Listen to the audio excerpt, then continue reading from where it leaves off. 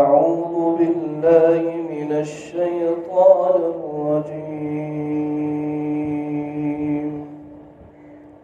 بسم الله الرحمن الرحيم.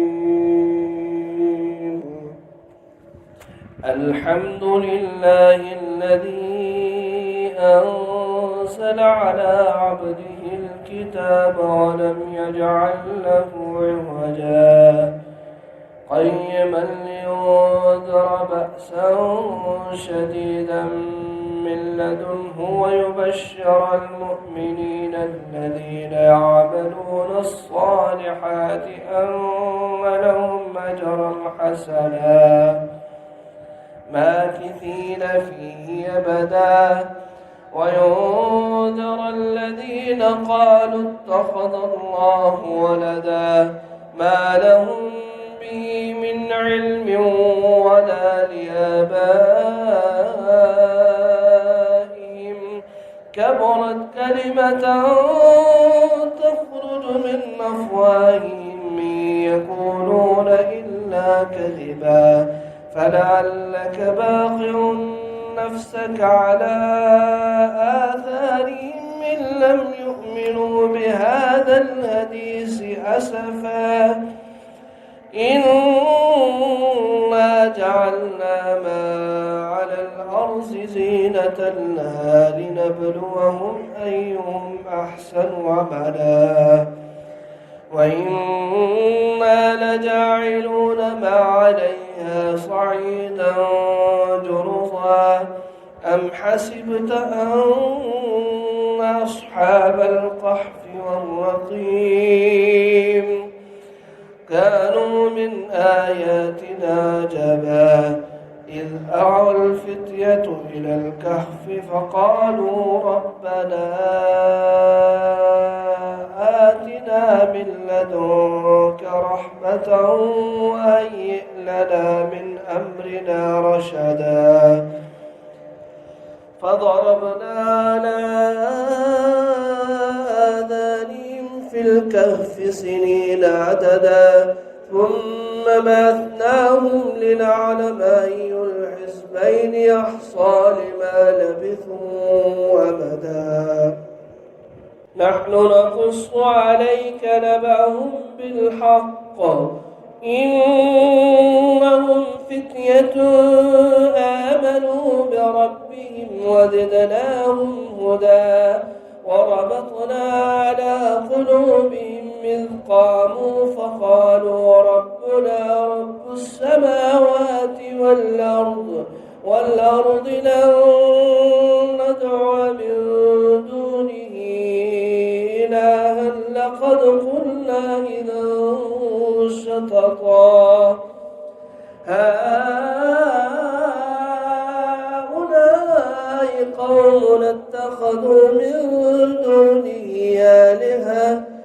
ولولا يأتون عليهم بسلطان بين فمن أظلم ممن افترى على الله كذبا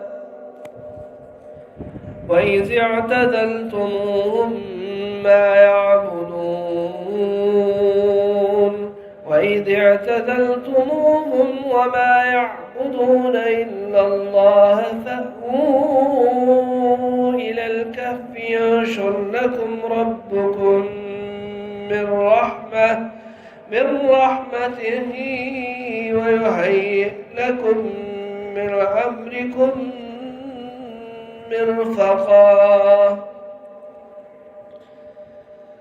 وترى الشمس إذا طلعت تناور عن كهفهم ذات اليمين وإذا غربت تقرضهم ذات الشمال وهم في فجوة منه ذلك من آيات الله من يهد الله فهو المهتد ومن يضلل فلن تجد له وليا مرشدا وتحسبهم أيقاظا وهم رقود ونقلبهم ذات اليمين وذات الشمال وكلبهم باسط ذراعيه بالوصيد لو اطلعت عليهم لوليت منهم فرارا ولملئت منهم رعبا وكذلك بعثناهم ليتساءلوا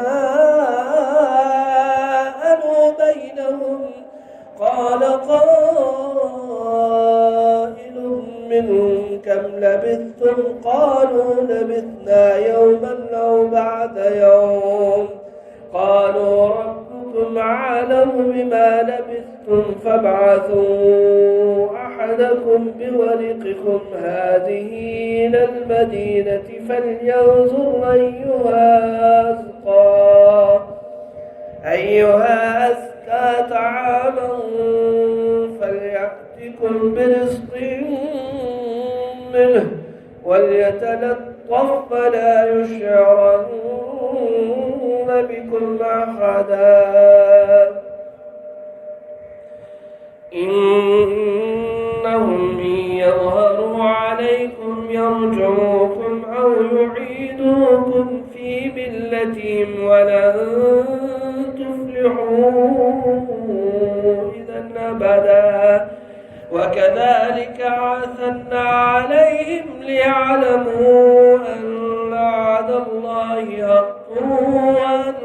الساعة لا ريب فيها إذ يتنازعون بينهم أمرهم فقالوا ابنوا عليهم بنيانا ربهم أعلم بهم قال الذين غلبوا على أمرهم لنتخذن عليهم مسجدا سيقولون ثلاثة رابعهم كلبهم ويقولون خمسة سادسهم كلبهم رجما بالغيب ويقولون سبعة وثامنهم كلبهم قل ربي أعلم بعدتهم ما يعلمهم إلا قليل فلا تمار فيهم إلا مراء ظاهرا ولا تستفت فيهم منهم أحدا ولا تقولن لشيء إني فاعل ذلك غدا إلا أن يشاء الله واذكر ربك إذا نسيت وقل عسى أن يهديني ربي ليقرب من هذا رشدا ولبثوا في كهفهم 300 سنين وازدادوا 9 قل الله أعلم بما لبثوا له غيب السماوات والأرض أبصر به وأسمع ما لهم من دونه من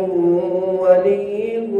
ولا يشرك في حكمه أحدا واتل ما أوحي إليك من كتاب ربك لا مبدل لكلماته ولن تجد من دونه ملتحدا واصبر نفسك مع الذين يدعون ربهم بالغداة والعشي يريدون وجهه ولا تعد عيناك عنهم تريد زينة الحياة الدنيا ولا تطع من أغفلنا قلبه عن ذكرنا واتبع هواه وكان أمره فرطا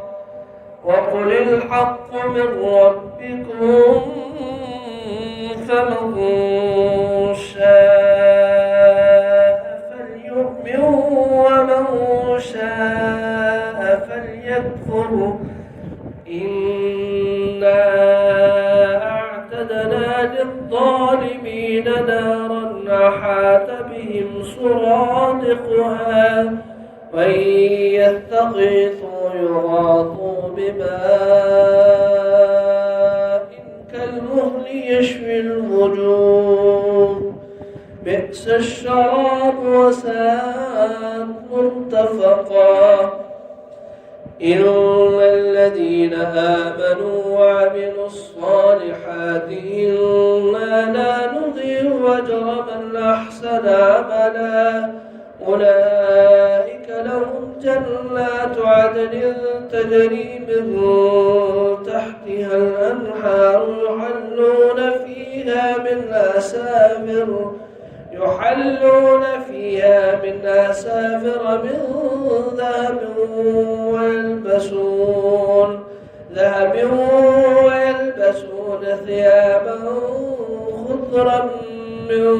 سندس واستبرق متكئين فيها على الأرائك نعم الثواب وحسنت مرتفقا وضرب لهم مثلا رجلين جعلنا لأحدهما جنتين من أعناب وحففناهما بنخل وجعلنا بينهما زرعا كلتا الجنتين أتت أكلها ولم تظلم منه شيئا وفجرنا خلالهما نهرا وكان له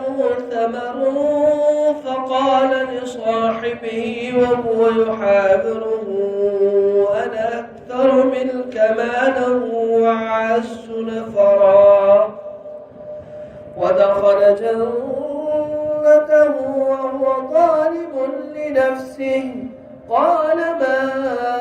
أظن تبيد هذه أبدا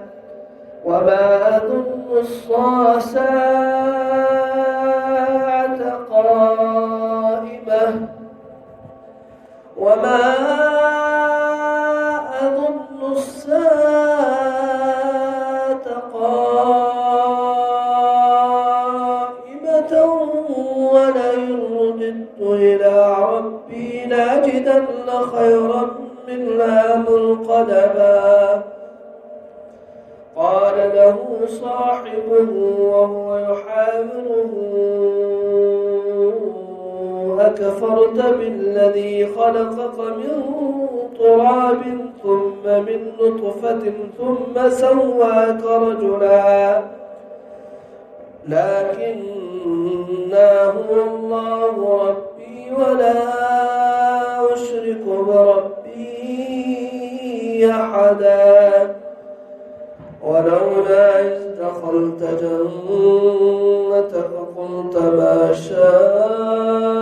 الله لا قوة إلا بالله إن ترني أنا أقل منك مالا وولدا فعسى ربي أن يؤتيني خيرا من جنتك ويرسل عليها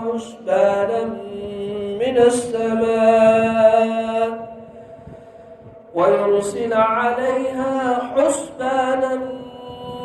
من السماء فتصبح سعيدا زلقا أو يصبح ماؤها غورا فلن تستطيع له طلبا وأحيط بثمره فأصبح يقلب كفيه على ما أنفق فيها وهي خاوية على ما أنفق فيها خاوية على عروشها ويقول يا ليتني لم أشرك بربي أحدا ولم تكن له فئة ينصرونه من دون الله وما كان منتصرا الولاية لله الحق هو خير ثوابا وخير عقبا واضرب لهم مثل الحياة الدنيا كماء أنزلناه من السماء فاختلط به نبات الأرض فأصبح حشيما تذروه الرياح وكان الله على كل شيء مقتدرا. المال والبنون زينة الحياة الدنيا والباقيات الصالحات خير عند ربك ثوابا وخير عملا. ويوم نسير الجبال وترى الأرض بارزة وحشرناهم فلم نغادر منهم أحدا وعرضوا على ربك صفا لقد جئتمونا كما خلقناكم أول مرة بل زعمتم أن لن نجعل لكم موعدا. ووضع الكتاب فترى المجرمين مشفكين مما فيه ويقولون يا ويلتنا ما لهذا الكتاب لا يغادر صغيرة ولا كبيرة إلا أحصاها ووجدوا ما عملوا حاضرا ولا يظلم ربك أحدا. وإذ قلنا للملائكة اسجدوا لآدم فسجدوا إلا إبليس كان من الجن ففسق عن أمر ربه أفتتخذونه وذريته أولياء من دوني وهم لكم عدو بئسا للظالمين بدلا. ما أشهدتم خلق السماوات والأرض ولا خلق أنفسهم وما كنت متخذ المضلين عضدا. ويوم يقول نادوا شركائي الذين زعمتم فدعوهم فلم يستجيبوا لهم وجعلنا بينهم موبقا. ورأى المجرمون النار فظنوا أنهم واقعوها ولم يجدوا عنها مصرفا. ولقد صرفنا في هذا القرآن للناس من كل مثل وكان الإنسان أكثر شيء جدلا. وما منع الناس أن يؤمنوا إذ جاءهم الهدى ويستغفروا ربهم إلا أن تأتيهم سنة الأولين أو يأتيهم العذاب قبلا. وما نرسل المرسلين إلا مبشرين ومنذرين ويجادل الذين كفروا بالباطل ليضحكوا به الحق واتخذوا آياتي وما أنذروا هزوا. ومن أظلم ممن ذكر بآيات ربه فأعرض عنها ونسي ما قدمت يداه إنا جعلنا على قلوبهم أكنة أن يفقهوه وفي آذانهم وقرا وإن تدعوهم إلى الهدى فلن يهتدوا إذا أبدا. وربك الغفور ذو الرحمة لو يؤاخذهم بما كسبوا لعجل لهم العذاب بل لهم موعد لن يجدوا من دونه موئلا وتلك القرى أهلكناهم لما ظلموا وجعلنا لمهلكهم موعدا وإذ قال موسى لفتاه لا أبره حتى أبلغ مجمع البحرين أو أمضي حقبا فلما بلغ مجمع بينهما نسيا حوتهما فاتخذ سبيله في البحر سلبا فلما جاوزا قال لفتاه آتنا غداءنا لقد لقينا من سفرنا هذا نصبا قال أرأيت إذا أوينا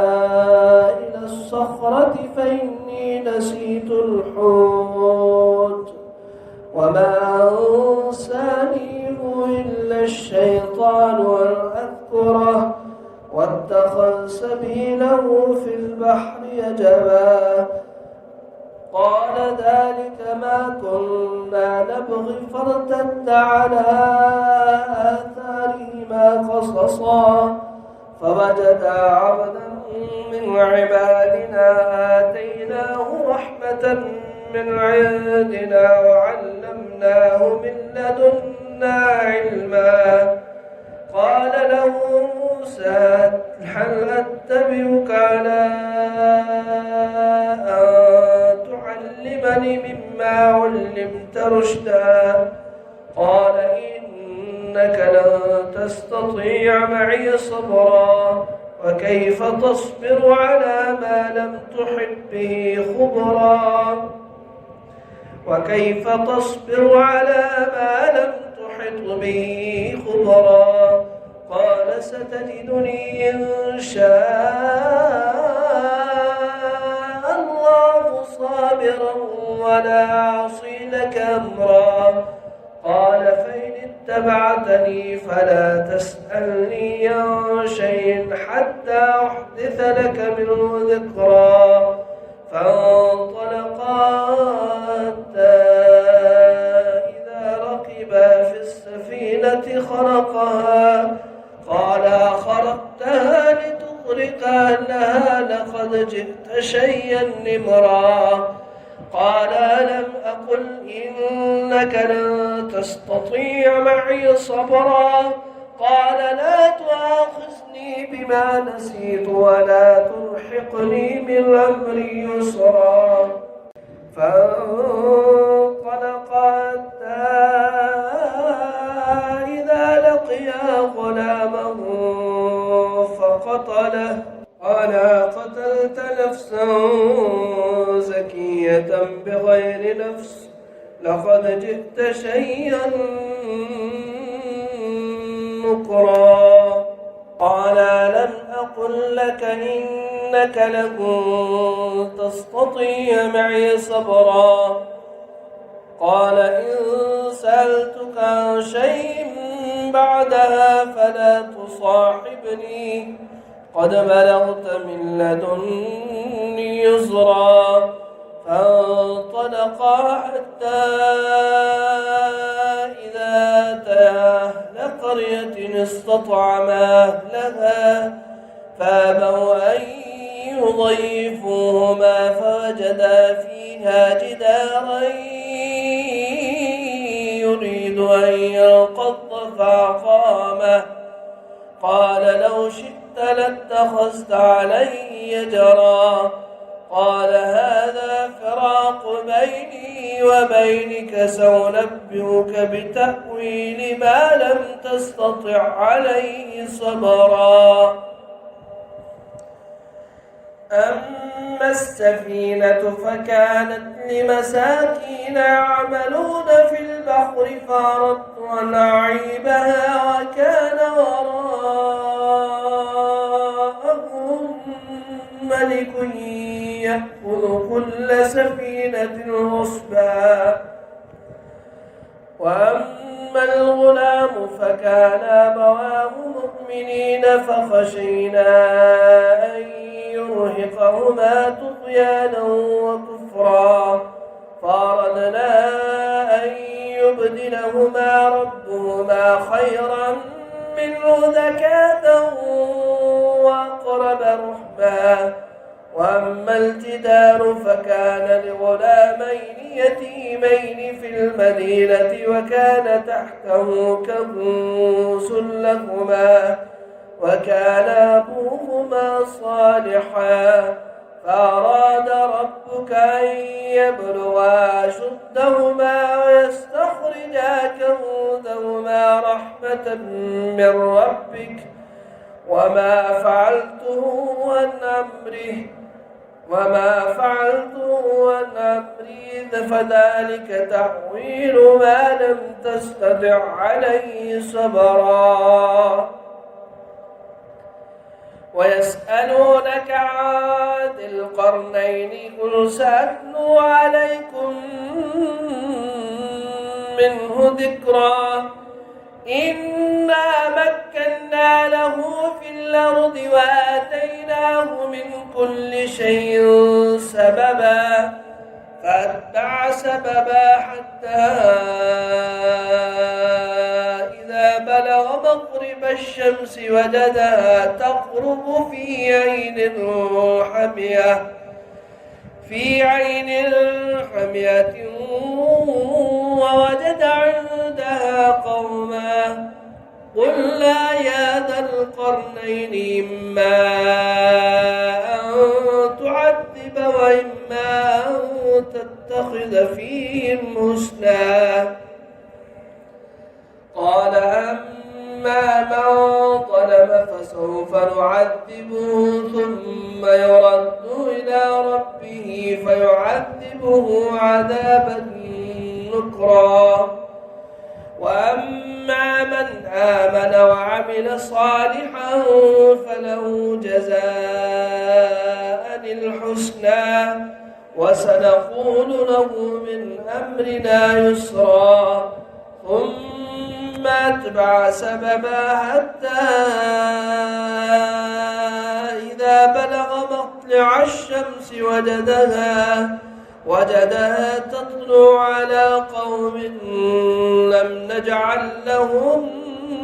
من دونها سترا كذلك وقد أحطنا بما لديه خبرا. ثم أتبع سببا حتى إذا بلغ بين السدين وجد من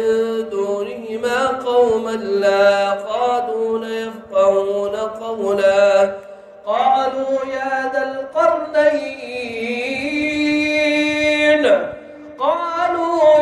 القرنين إن ياجوج وماجوج مفسدون في الأرض فهل نجعل لك خرجا على أن تجعل بيننا وبينهم سدا. قال ما مكني فيه ربي خير فأعينوني بقوة أجعل بينكم وبينهم ردما. آتوني زبر الحديد حتى إذا ساوى بين الصدفين قال انفخوا حتى إذا جعله نارا قال آتوني يفرغ عليه قطرا فما استطاعوا أن يظهروه وما استطاعوا له نقبا. قال هذا رحمة من ربي فإذا جاء وعد ربي جعله دكا وكان وعد ربي حقا. وتركنا بعدهم يومئذ يموج في بعد ونفخ في الصور فجمعناهم جمعا وعرضنا جهنم يومئذ للكافرين أرضا الذين كانت أعينهم في غطاء عن ذكري وكانوا لا يستطيعون سمعا أفحسب الذين كفروا أن يتخذوا عبادي من دوني أولياء إنا أعتدنا جهنم للكافرين نزلا قل هل ننبئكم بالأخسرين أعمالا الذين ضل سعيهم في الحياة الدنيا وهم يحسبون أنهم يحسنون صنعا أولئك الذين كفروا بآيات ربهم ولقائه فحبطت أعمالهم فلا نقيم لهم يوم القيامة وزنا ذلك جزاؤهم جهنم بما كفروا واتخذوا آياتي ورسلي هزوا إن الذين آمنوا وعملوا الصالحات كانت لهم جنات الفردوس نزلا خالدين فيها لا يبغون عنها حولا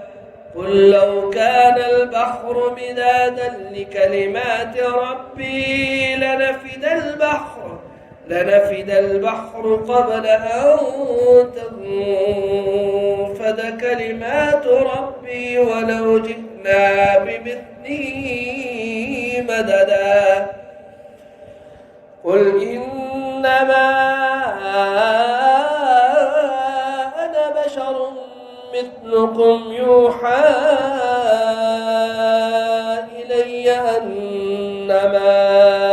إلهكم إله واحد فمن كان يرجو لقاء ربه فليعمل عملا صالحا ولا يشرك بعبادة ربه أحدا.